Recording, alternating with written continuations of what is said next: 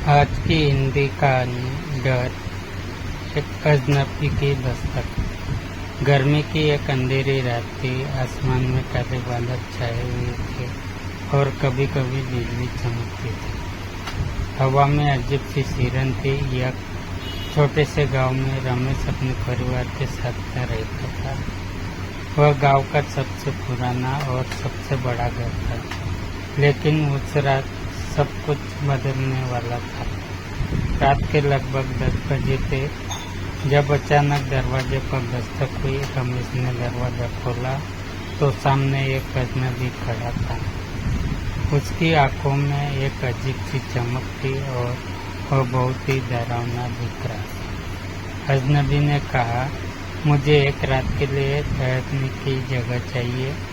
रमेश ने बिना सोचे समझे उसे अंदर आने दिया और एक कमरे में ठहरने का इंतजाम किया। अजनबी ने अपना सामान कमरे में रखा और रमेश के परिवार के साथ रात का खाना खाया।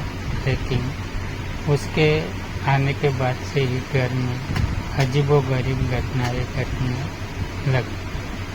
बिजली अपने आप गुल हो जाती, दरवाजे अपने आप खुलते और बंद होते और एक ठंडी हवा पूरे घर में फैल जाती। रमेश की पत्नी सविता ने महसूस किया कि कुछ गड़बड़ है। उसने रमेश से कहा, मुझे इस आदमी पर भरोसा नहीं है, हमें इसे यहाँ से जाने के लिए कहना चाहिए। लेकिन रमेश ने उसे समझाया कि वह एक रात के मेहमान है और सुबह होते ही चला जाएगा। रात गहराती गई और सभी सोने चले गए, लेकिन रमेश को नींद नहीं आ रही थी। उसने अपने कमरे से बाहर जाकर तो देखा कि अजनबी अपने कमरे से बाहर आकर किसी से बातें कर रहा था। रमेश ने ध्यान से सुना तो पाया कि वह किसी अदृश्य शक्ति से बात कर रहा था। रमेश को समझ में आ गया कि यह आदमी साधारण व्यक्ति नहीं है। उसने धीरे धीरे उसके पास जाकर पूछा, तुम कौन हो और यहाँ क्या कर रहे हो? अजनबी ने मुड़कर देखा और कहा, मैं तुम्हारे सवाल का जवाब देने वाला नहीं हूँ। उसकी आंखों में एक अजीब सी रोशनी चमक रही थी। रमेश को डर ने घेर लिया। उसने सविता और बच्चों को उठाया और उन्हें सब कुछ बताया। सभी ने मिलकर निर्णय लिया कि उन्हें इस अजनबी से छुटकारा पाना है। रमेश और सविता ने हिम्मत जुटाकर अजनबी से कहा कि वह तुरंत घर छोड़ दे, लेकिन अजनबी ने हंसते हुए कहा, तुम मुझे यहाँ से नहीं भगा सकते, यह घर अब मेरा है। उसकी आवाज़ में एक अजीब सी गूंज थी जो पूरे घर में फैल गई। रमेश ने गांव के पुजारी को बुलाने का फैसला किया। पुजारी ने आते ही अजनबी को पहचान लिया और कहा, यह प्रेतात्मा है जो अपनी मुक्ति के लिए किसी को भी परेशान कर सकता है। हमें इसे भगाने के लिए पूजा करनी होगी। पुजारी ने तुरंत पूजा शुरू की।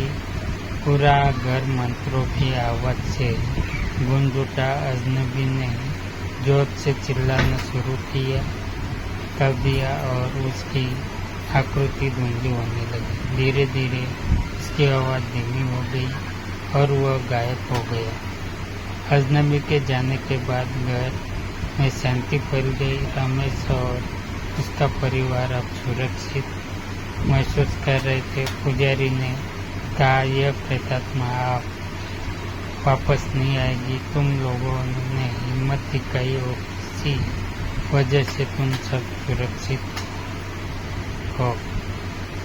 रमेश और सविता ने भगवान का धन्यवाद किया और अपने बच्चों को भी समझाया कि डर से भागना नहीं चाहिए, बल्कि उसका सामना करना चाहिए। उस घटना के बाद रमेश के घर में फिर कभी कोई अजीब घटना नहीं हुई, लेकिन यह रात और अजनबी का डर उनके दिलों में हमेशा के लिए बच गया। उस रात ने उन्हें सिखाया कि डर को हिम्मत और साहस से ही हराया जा सकता है। ये कहानी सिर्फ रमेश और उसके परिवार की नहीं थी, बल्कि उस गांव की भी थी जिसने एक डरावनी घटना का सामना किया और उसे हिम्मत से हराया। और यह कहानी हमें सिखाती है कि डर चाहे कितना भी बड़ा क्यों न हो, अगर हम एकजुट होकर इसका सामना करें तो उसे हराया जा सकता है।